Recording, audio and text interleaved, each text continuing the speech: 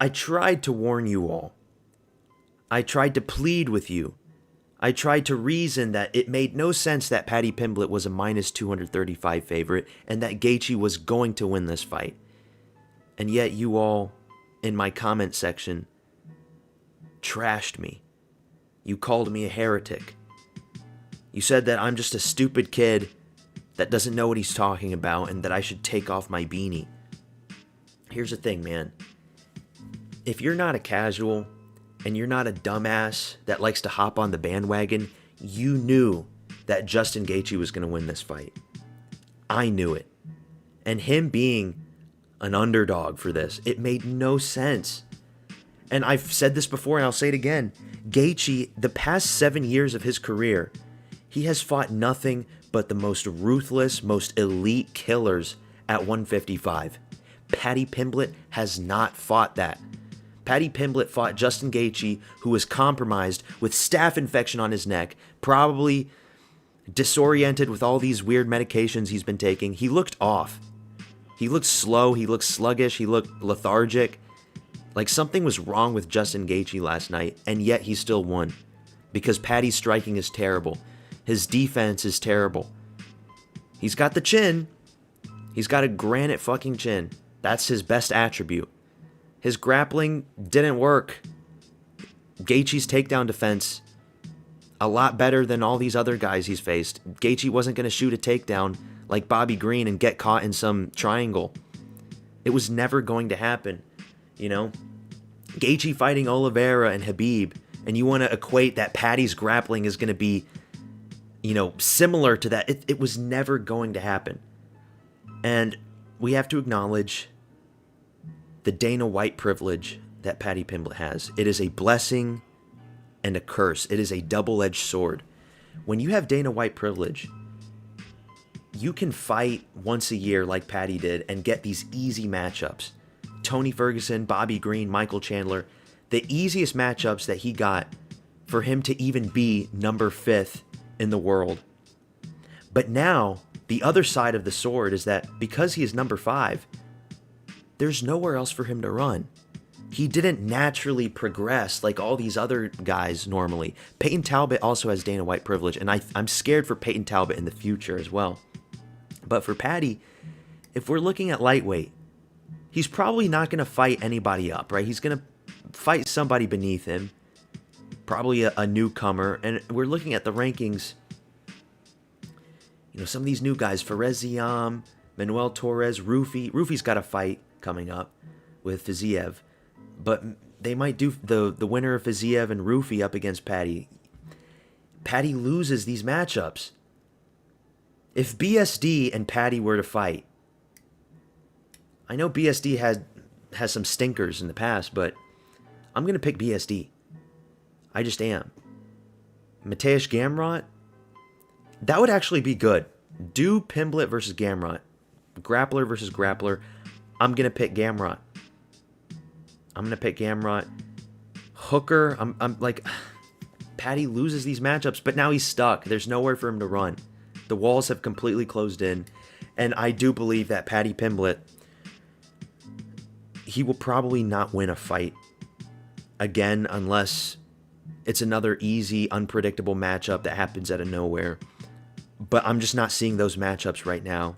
And there were some big YouTubers out there in the MMA world, some content creators, I'm not going to name any names, but they looked at you straight in their web camera and they told you that Paddy Pimblett was going to beat Ilia Topuria when that fight was going to happen.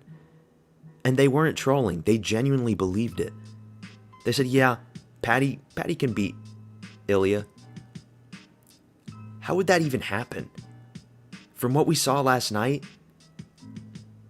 what would that even look like? Do you see Paddy getting full mount and like slicing Ilia with elbow ground and pound shots? Do you see him getting a rear naked choke on Ilia? No. Do you see Paddy, outstriking Ilia? There's so many ways that Ilia would have knocked out Paddy last night if he was in there instead of Gaethje. For one, he would have knocked him out in the first round, without a doubt. Yes, he's got the chin. It doesn't matter.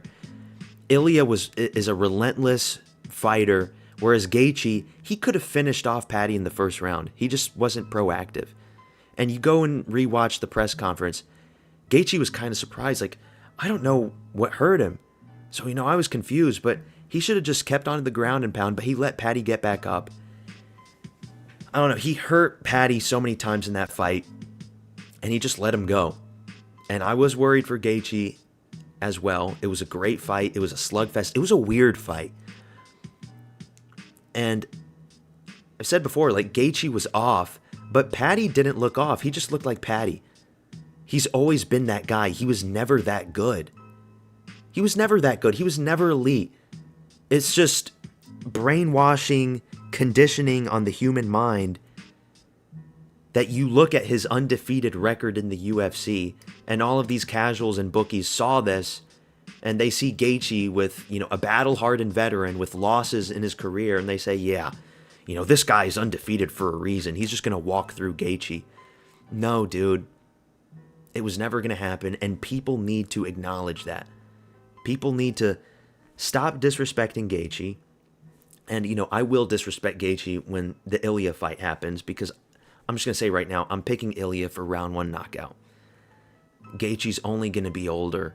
He's only going to be slower. It's going to be his last fight, his last payday, and then he goes off into the sunset. They're going to give a big Hall of Fame tribute to him. He's going to put his gloves in the middle of the octagon, and that's it for Justin Gaethje. It's been a hell of a career, hell of a fighter. But Paddy's stuck. I don't see him winning matchups in the future. He's going to lose the next 2 fights, and then he's going to get an easy matchup with somebody that's unranked, and he'll probably win that matchup, and then he'll go and flip-flop back and forth. He'll win one, he'll lose one, he'll win one, he'll lose one. Because, he's not super old. So, for the next 5 years until he retires probably in like 2031. And that's Paddy's career. He's going to be like one of these crappy gatekeepers like Derek Brunson, where, there are going to be fights that he wins, but he's going to be losing up against the guys that are actually decent. And that's Pimblett. I'm glad that he was humbled. And you could say that he was humbled before, but he was just cocky. He was just arrogant. Dancing out in the ring. All this trash talk in the press conference saying that that Gaethje's face was going to look all busted up. Well, look at your face. Get grounded back into reality, and then I will become a Paddy Pimblett fan. But until then, disrespect is going to come his way. That's all I got for this video. Subscribe to my channel, motherfuckers. I told you so. I did tell you so. We did good on our picks. Look at these picks, dude. Those are some good picks. I'm proud of those picks. Most green names. So, that's that. We got Lopez and Volkanovski 2. What a weird fucking card, but I'll catch you next time. Peace out.